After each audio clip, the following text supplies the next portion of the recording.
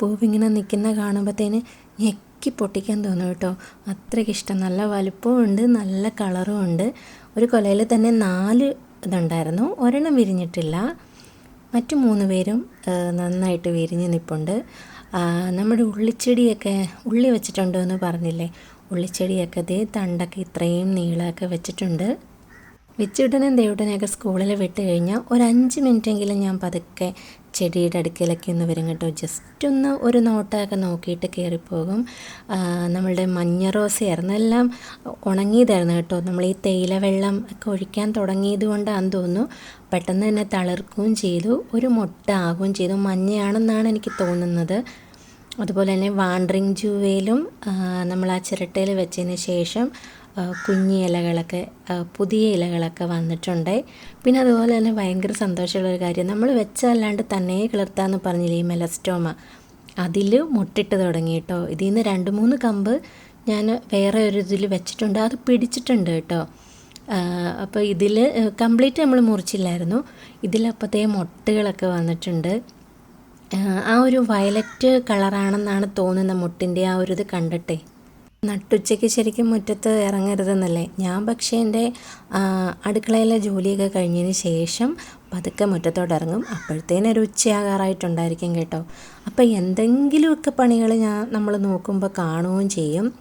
ചെമ്പരത്തിക്കമ്പൊക്കെ നമ്മൾ കട്ട് ചെയ്ത് വിട്ടിട്ടുണ്ടായിരുന്നു, അതിൽ തളിർത്ത് വന്നത് ഞാൻ കാണിച്ചു. ഇപ്പോൾ ഇലയൊക്കെ കുറച്ച് വലുതായി തുടങ്ങിയിട്ട് ഒരുപാട് ഹൈറ്റ് വെപ്പിക്കാണ്ട് പൂവായിട്ടൊക്കെ നിർത്താൻ വേണ്ടിയിട്ടാണ് ഞാനങ്ങനെ കട്ട് ചെയ്തൊക്കെ വിട്ടത്.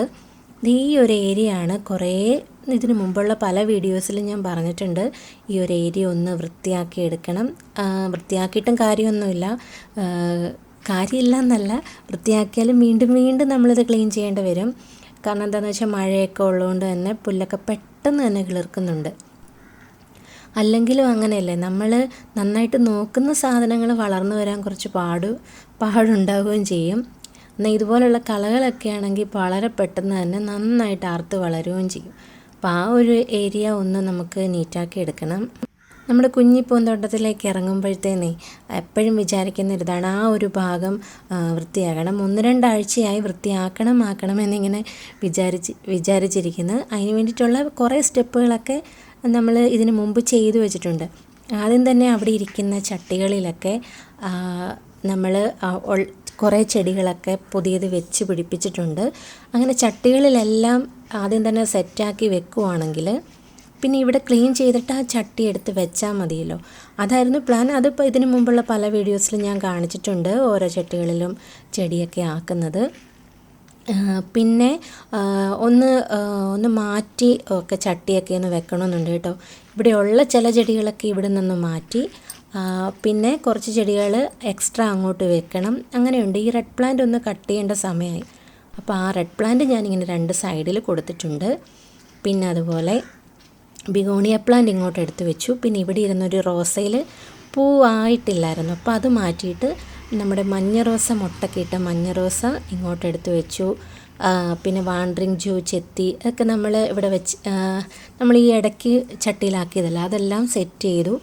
പുല്ലൊക്കെ പറിച്ച് കഴിഞ്ഞപ്പോഴത്തേന് 1.5 മണിക്കൂറത്തെ പരിപാടിയാണ് ഈ കാണുന്നത്. നമ്മൾ ഈ വീഡിയോയിൽ കാണുന്നത് ഒരു 11:30 ആയപ്പോഴത്തേന് ഇറങ്ങിയിട്ട് 1 മണിയായിട്ടോ കയറിയപ്പോഴത്തേന്. നല്ല ബുദ്ധിമുട്ടുണ്ടായിരുന്നു. പിന്നെ ഒരുപാട് എനിക്ക് ഒരു സന്തോഷം കിട്ടുന്ന രീതിയിൽ വൃത്തിയാക്കി എടുത്തിട്ടുണ്ട്. പിന്നെന്താ, ഇതിന് ഇങ്ങനെ തന്നെ വെക്കണമെന്നല്ല ആലോചിക്കുന്നത്. ഓരോ ചെടിയും അതിൻ്റെ വളർച്ച അനുസരിച്ച് ഇവിടെ നിന്ന് എടുത്ത് മാറ്റുകയും വേറെ ചെടികൾ ഇവിടെ വെക്കുകയൊക്കെ ചെയ്യുമ്പോൾ ഗാർഡന് തന്നെ ഒരു പുതുമ തോന്നുകയും ചെയ്യും. നമുക്കും ഒരു ഒരു ഫ്രഷ്നെസ് ഒക്കെ ആകുമല്ലോ. അപ്പം ഇടയ്ക്കിടയ്ക്ക് ഗാർഡനിൽ മാറ്റങ്ങൾ വരുത്തുവാണെങ്കിൽ ഒരുപാട് നല്ലതായിരിക്കും. അപ്പോൾ ഇതാണ് നമ്മുടെ ഇന്നത്തെ ഒരു കുഞ്ഞു വീഡിയോ എന്ന് പറയുന്നത്. വീഡിയോ ഒക്കെ കണ്ട് സപ്പോർട്ട് ചെയ്യുന്ന എല്ലാവർക്കും ഒരുപാട് നന്ദി. വീഡിയോ ഇഷ്ടമായാൽ ലൈക്ക് ചെയ്യാനും കമൻറ്റ് ചെയ്യാനും ചാനൽ സബ്സ്ക്രൈബ് ചെയ്യാനും മറക്കല്ലേ.